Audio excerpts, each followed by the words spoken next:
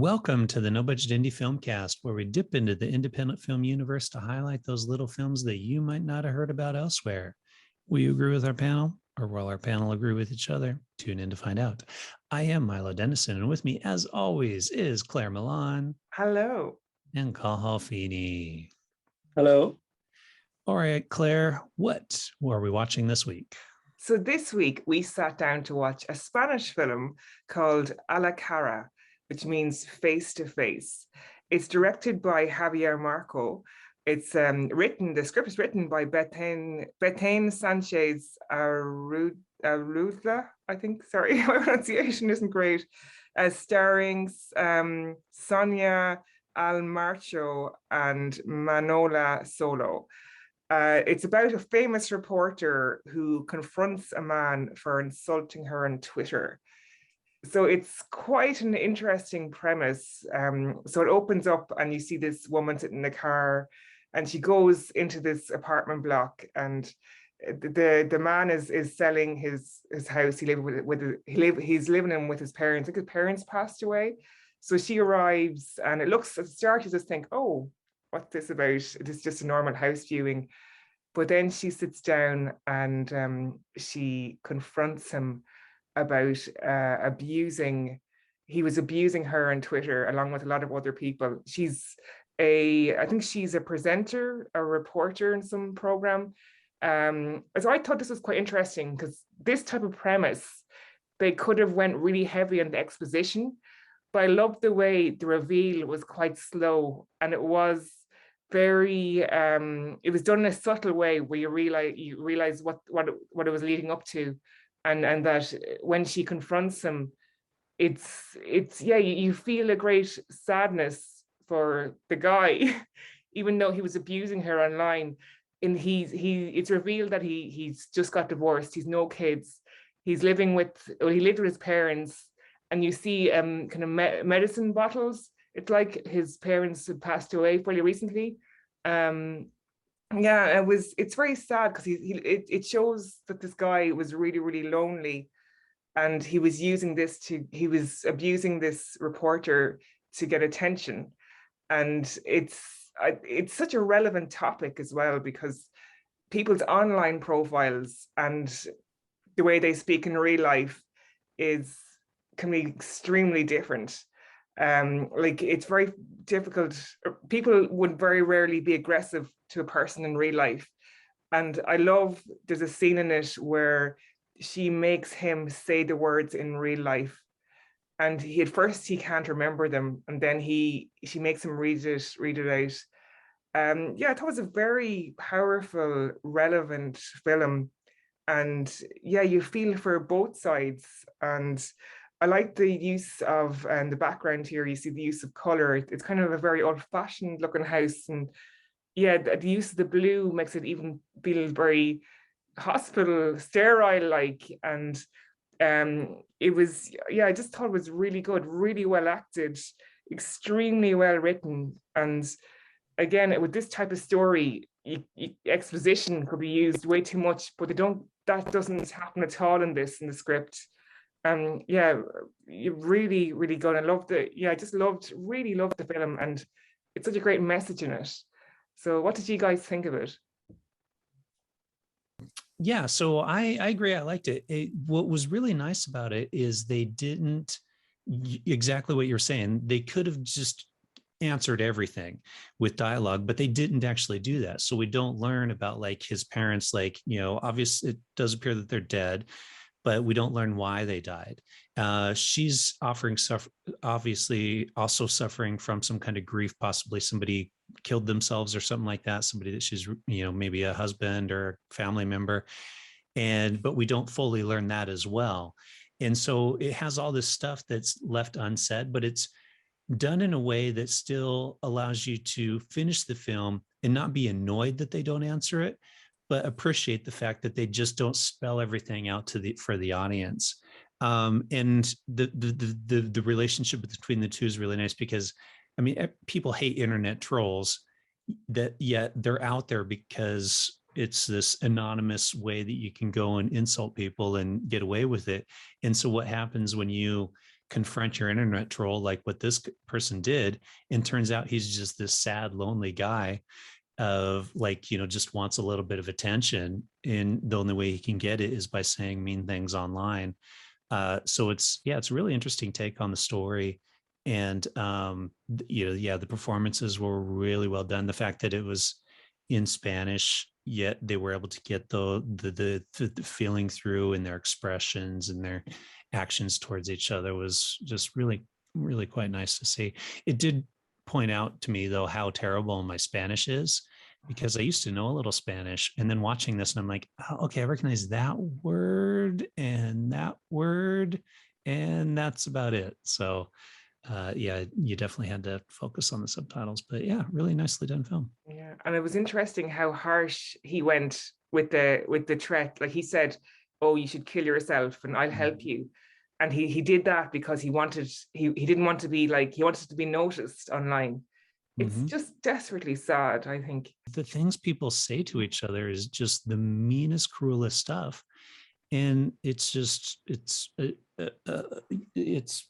total proof of like, why people are so hostile towards each other out in the world nowadays, because, they're getting into this mindset of just being mean to one another. And, but yeah, I don't know.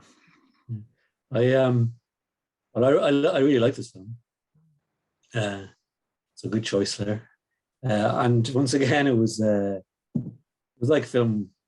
No, thematically it wasn't like it, but just a setup. So you had a film we reviewed recently, where it was just two characters, one location, and a really good script, and really good acting.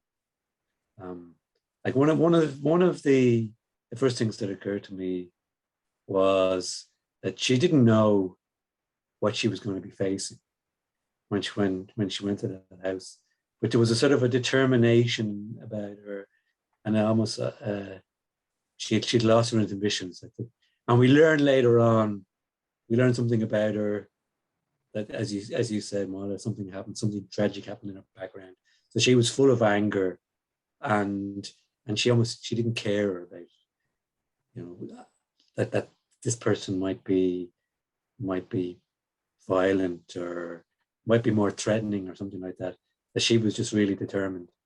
And when she opens the door, it straight away, it establishes the power dynamic between them, because like he's kind of sort of lower down. So she's above him, really. She's taller, she's more imposing, she's kind of poised and stylish, and he's kind of a bit disheveled. He's wearing this kind of dowdy jumper. I've got a closet full of dowdy jumpers, so I know how to recognize them.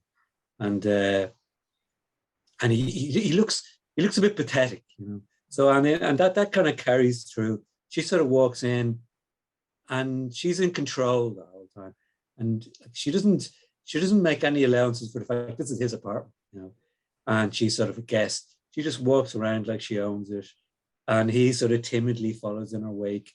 So this kind of relationship is played throughout the film, and then she goes into the kitchen. She goes into his kitchen, and she's walking around like it's her kitchen, looking for a glass, and then she sits down, and she tells him to sit down. So straight away you see like the how they interact. Now she doesn't. I didn't get this feeling that I never felt sorry for the guy. I must say, Claire, I know you did, and I think that was I don't know, was that deliberate, but I think they were trying to make him look pathetic. That people hide behind the anonymity of social media, and they don't think about the consequence. They don't think about the person. So when he was faced with it, he was ashamed, but I didn't feel sorry for him or anything like that. And it's an interesting thing because he's not parent at first, but I watched it twice. So when she's walking up the stairs, a neighbor turns back and looks at her, but she's a famous reporter, or it's told later on that she presents a program. So he knows a lot about her, So a lot of celebrities get targeted in the public, like on the really obviously Caroline Flack, the very horrifically sad story and abuse that she, you know, she took her own life, which is horrific. But it's, yeah, the amount of abuse celebrities get online is just horrific. And they mentioned there was a load of them at it, like he said. But it's, yeah, I just love the whole pacing in this film is just brilliant. It's done so well, and it's more or less a one location film, and it's done so well. And again, you don't know everything about them, but you don't need to, and you leave at the end, and you're really satisfied. Yeah. No, well, just to finish what I was saying, if I can remember. Yeah, like when he was forced to confront in real life, you know, face to face, the person who he had been pretty viciously insulting towards and hurtful towards, he couldn't deal with it, and it just goes. It shows you like the problem with social media, that you do say things that you wouldn't say to a person's face, and you should think about that. Yeah, I agree. Though I do think people are slowly getting to the point to where they are saying stuff to people's faces that they say on social media. So I think that was step one, is jump on social media, be mean to people, but don't say anything to their face. And now we're moving into phase two, which is say the same thing to people's faces that you would say on social media, especially in the US. I mean, they're freaking getting crazy over there, or here in the UK, it's pretty bad. So I think we're getting there. I think social media is rolling out into real life now with the hostility. But Milo, I think you're absolutely true, and it's actually scary and terrifying. That because it's recently in Ireland, well, there was someone abusing someone in a cafe, and he said stuff to the person that normally people would post on social media, but he's the moment he said it to the person, you know, directly, and it was just. Yeah, it's sad. It's sad that that's what's happening at the moment. Why can't we go back to the good old days when we said this behind people's backs? Exactly. Yeah. Exactly. They'd never know about it. The gossip, you know, you wouldn't know. You're thinking of somebody's mental health, you know, when you don't say it to their face. All right. Well, should we rate it? Okay. Like I really liked this. I thought it was just so well done in every respect. And as you said, it didn't try to explain everything to you. You really had to. It hinted at things, and then you were able to sort of fill in the blanks yourself. So yeah, I just really like this one. I'm going to give it 5 stars. Yeah, I'm with you. I really liked it as well. I don't know if I can go quite as high as 5 stars, so I'm going to go 4.5. I don't know why. I just feel like doing a 4.5 instead of a 5. I think it's because you did a full rating and not a half rating, so I feel I need to balance that out by doing a half rating. It's funny because, as I said, I wasn't going to be influenced by both of your, you know, reviews, but I had I have a number in my head now. But for me, terrific acting. It shows you how simple storytelling can be very powerful. It's highly topical, and I love the setting and the coloring used, and the pacing was absolutely phenomenal. So for me, it's 4.5 stars as well. All right. Well, there you have it, No Budget Filmcast audience. We really enjoyed this film, so we would say you should go check it out. It's called, what's it called, Claire? Cara. Cara, and of course, we'll throw a link into the show notes. You can follow us on Instagram, Twitter, or Facebook at No Budget Show. Reach out to us, let us know what you think of this film, or leave a comment, and we might read that on the air someday. And with that, we'll say goodbye and see you next time. Goodbye. Bye.